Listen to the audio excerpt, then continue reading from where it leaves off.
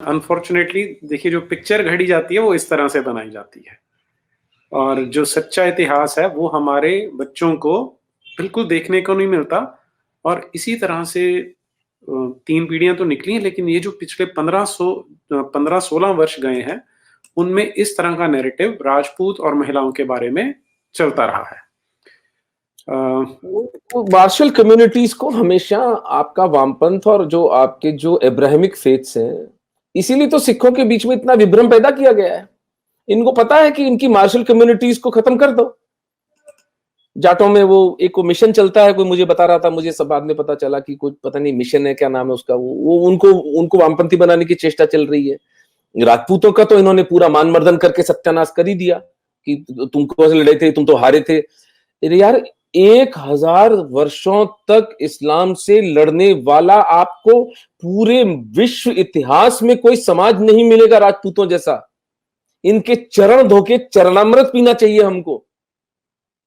जिनको हम कहते हैं कि आप तो हार गए थे जी, आप तो दारू पीते थे, आप तो अफीम का नशा करते थे, आपकी औरतें तो जल के मर जाती थी, क्या हो गया, आपको लड़ना चाहिए था।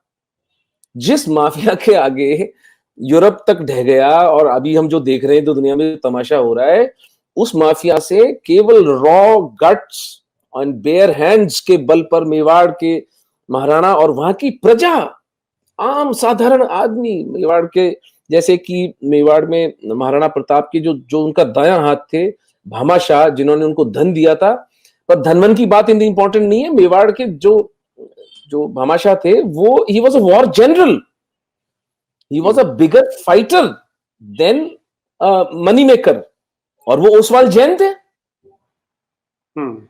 तो सर्व समाज राजपूतों के साथ खड़ा हुआ, क्योंकि राजपूत खड़े हुए। सबसे पहला तीर तो राजपूतों ने खाया ना। और मैं इस दृष्टि में इस पुस्तक में लिखने वाला हूं कि हम जयपुर के राजपूतों को भले कितना हम दोष देते हैं कि उन्होंने बेटी मुसलमान, मैं तो पहली बात तो ये कहता हूं कि वो घटना भी गलत है।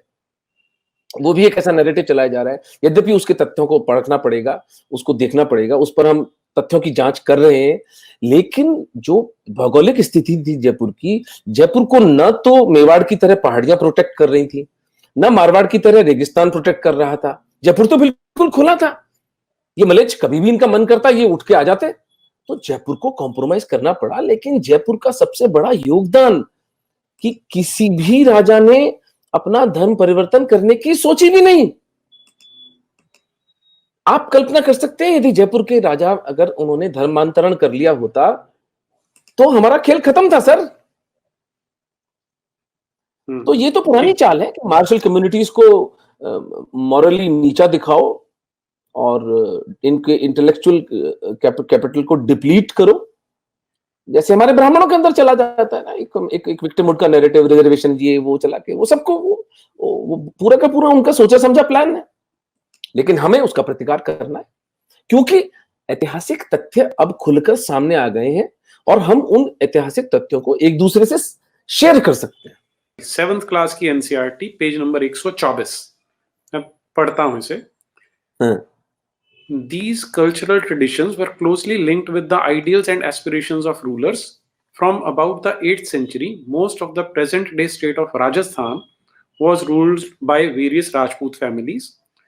Prithviraj was one such ruler. These rulers cherished the ideal of the hero who fought valiantly, often choosing death on battlefield rather than face defeat. Stories about Rajput heroes were recorded in poems and songs, which were recited by specially trained minstrels. These preserved the memories of heroes and were expected to inspire others to follow their example. Ordinary people were also attracted by these stories, which often depicted dramatic situations and range of strong emotions. अगला paragraph सुनिए अब। Did women find a place within these stories?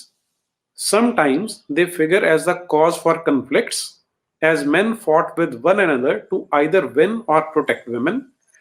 Women are also depicted as following their heroic husbands in both life and death.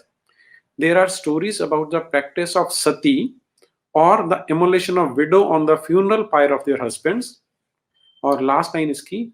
So those who followed the heroic ideal often had to pay for it with their lives.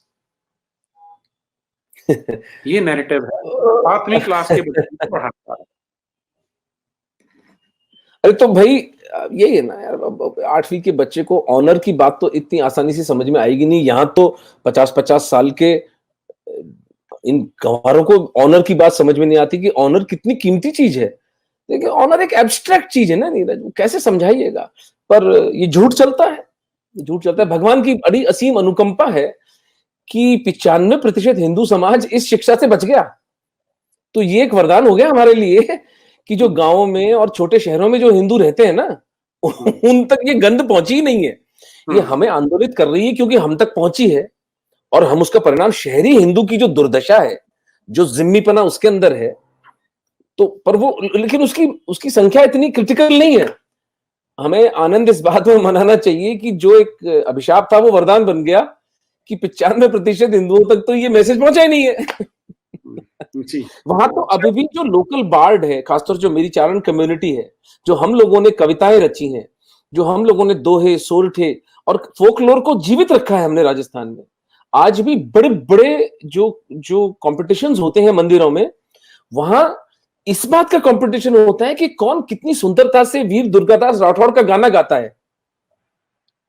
You see that is how things have kept alive in our Dharma.